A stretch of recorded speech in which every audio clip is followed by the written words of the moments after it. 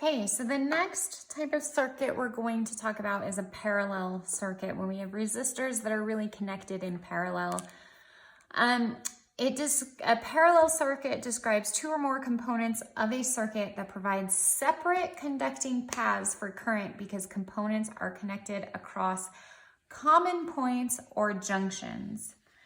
So what happens is you have two different currents or resistors that are connected kind of independently for each other. If you take one off or the other one burns out, there's still a path for the voltage to go.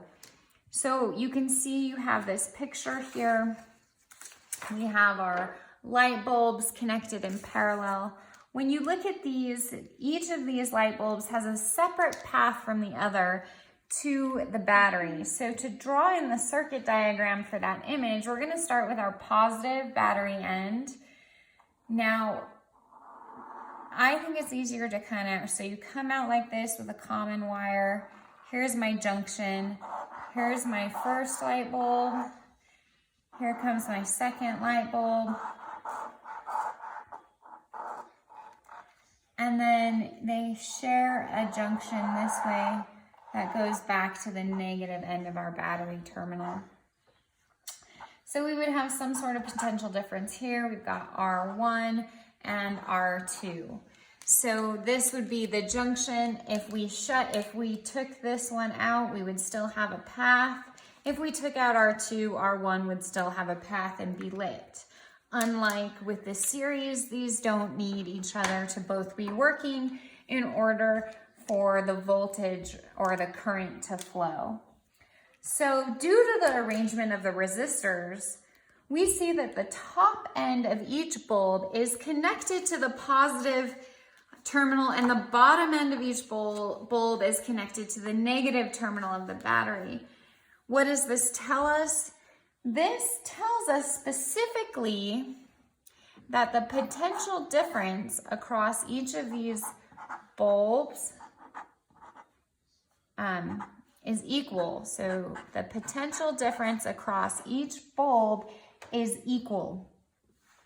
However, even though our potential difference is equal, if our resistors have a different size of resistance, our current will not be equal. So however, I1 does not necessarily equal I2.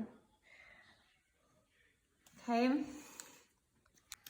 All right, so the sum of our currents in parallel resistors equals the total current.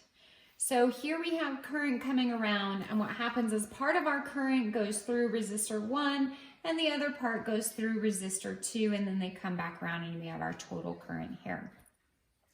So we know that our total current is equal to I1 plus I2. The thing we also know from Ohm's law, we know I is equal to our potential difference divided by our resistance.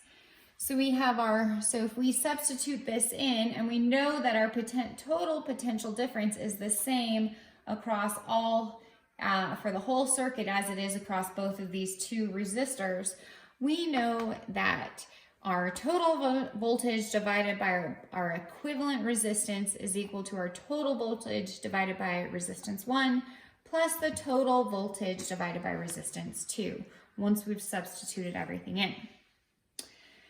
Now we have the same total voltage everywhere across the top.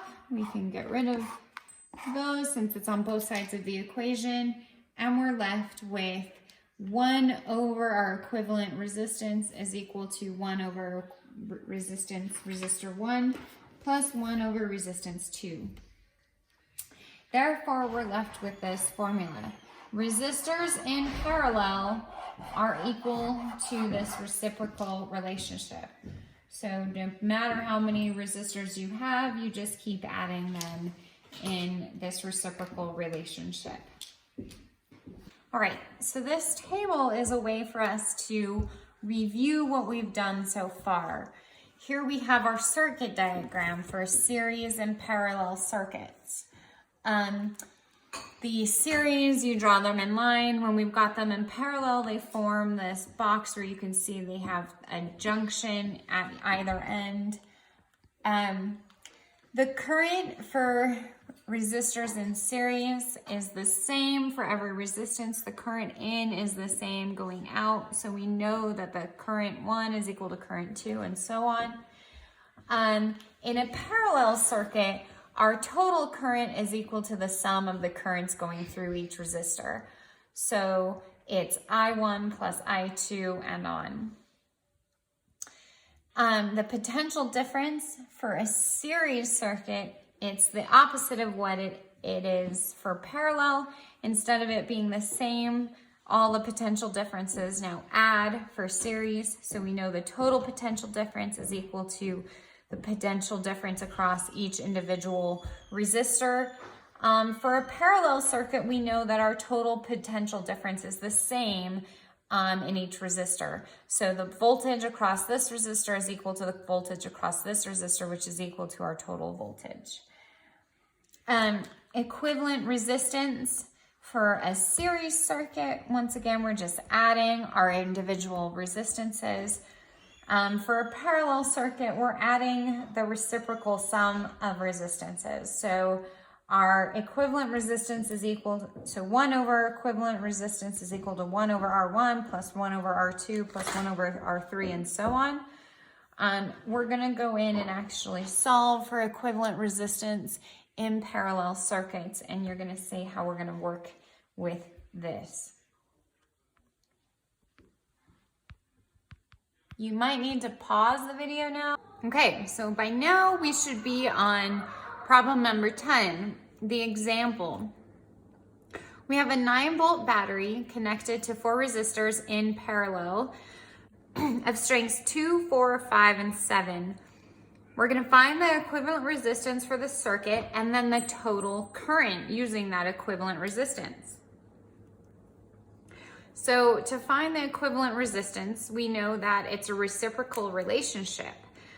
But that's so if we find all this, that tells us what 1 over the equivalent resistance is, not our equivalent resistance. So we're going to solve for equivalent resistance by multiplying first by REQ, both sides. And we end up with 1 equals REQ times this whole thing. Then we're going to divide by this whole thing. So we end up with our equivalent resistance is equal to 1 over R1 plus 1 over R2 plus 1 over R3 and so on. Okay. We're going to put our values in and find our equivalent resistance. So REQ is equal to 1 over 2.0 plus 1 over 4.0 and so on.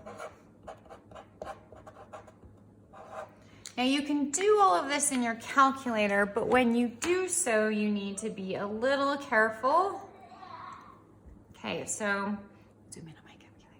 You're going to have 1 divided by parentheses 1 divided by 2 plus 1 divided by 4 plus 1 divided by 5 plus 1 divided by 7.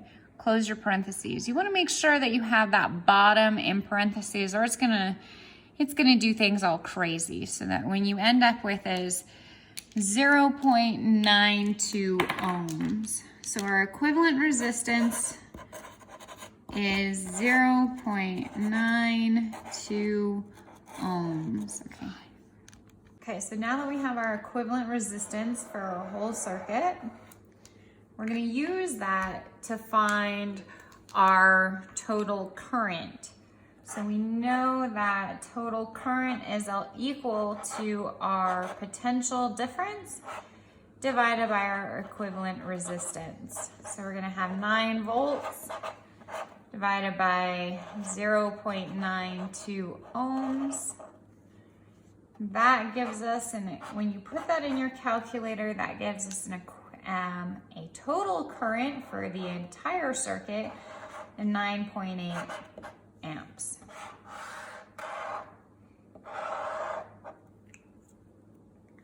So I'm gonna sort of help you set up the problem for number 11. And then I want you to enter your answers into the video in a question. It says find the value of the current in each of the resistors in number 10. So remember what we know about parallel resistors. We know that the voltage across each of our resistors is equal. So this is the same voltage in each of these, which happens to be our total voltage in this example. So we know that our total voltage is 9 volts, and that's the same voltage across each of these individual resistors. So in order to find I1, we're going to divide our total potential difference divided by our R1, the first resistor. So that ends up, so I1 would end up being 9 volts divided by 2 ohms, and I1 is therefore 4.5 amps. So you're gonna go through and find your current for 2, 3, and 4, resistors 2, 3, and 4. The total currents that you find, I1, I2, I3, and I4, these should add to your total current you found in the above problem. So they should add to this 9.8 amps. So go ahead and do I2, I3, and I4 and enter those values in.